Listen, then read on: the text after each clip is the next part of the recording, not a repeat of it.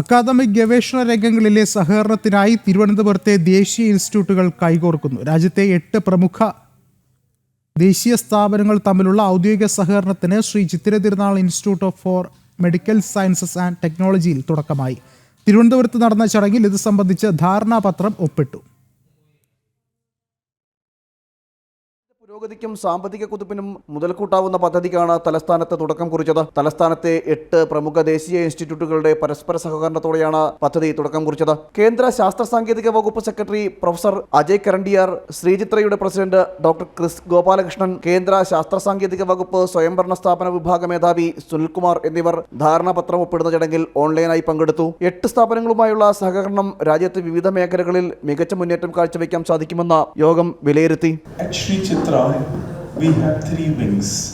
One is focused on cardiac and neurosciences, and with the start of the new buildings, this probably makes us one of the largest cardiac and neurosciences center of India.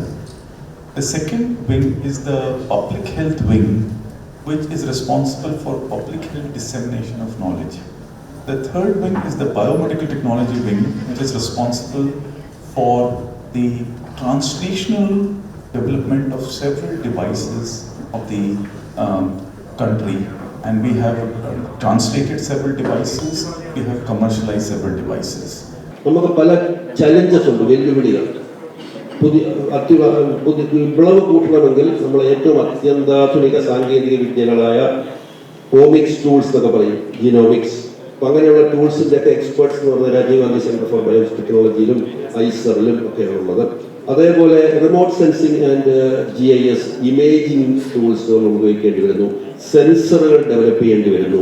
നമ്മൾ ഇന്നൊക്കെ ആ ഒരു രീതിയിലൊക്കെ മുന്നോട്ട് പോയെങ്കിൽ മാത്രമേ നമ്മുടെ മണ്ണിൻ്റെ ക്വാളിറ്റി മനസ്സിലാക്കാനും നമ്മളിപ്പം നമ്മുടെ രാജ്യം നാച്ചുറൽ ഫാമിംഗ്, ഓർഗാനിക് ഫാമിംഗ് ഒക്കെ പ്രൊമോട്ട് ചെയ്യുമ്പോൾ അതിൻ്റെയൊക്കെ മണ്ണിലുണ്ടാക്കുന്ന ഗുണങ്ങൾ അതെല്ലാം മനസ്സിലാക്കുന്നതിനുള്ള പുതിയ പുതിയ സാങ്കേതിക വിദ്യകൾ ഡെവലപ്പ് ചെയ്യണമെങ്കിൽ ഈ ഇരിക്കുന്ന 7 ഗവേഷണ സ്ഥാപനങ്ങളുടെയും സൗകര്യങ്ങൾ എന്ന് പറയുന്നത് ഒരു സ്ഥാപനത്തിന് കാണണമെന്നില്ല. അപ്പം പരസ്പര പൂരകമായിട്ട് പ്രവർത്തിക്കുകയാണെങ്കിൽ നമുക്ക് വളരെ പെട്ടെന്ന് വളരെയധികം മുന്നേറാൻ സാധിക്കുമെന്നുള്ളതാണ് ഇന്നത്തെ ഒരു മീറ്റിംഗിൽ നിന്ന് എനിക്ക് മനസ്സിലായത്. പഠന മേഖലകളിൽ വിവിധ അക്കാദമിക് പരസ്പര സഹകരണം ശക്തിപ്പെടുത്തുവാനും മെച്ചപ്പെടുത്തുവാനും വിവിധ ശാസ്ത്ര സാങ്കേതിക മേഖലകളിലെ നൂതനാശയങ്ങൾ പ്രോത്സാഹിപ്പിക്കുവാനും ഈ സഹകരണത്തോടെ കഴിയുമെന്നാണ് പ്രതീക്ഷിക്കുന്നത്.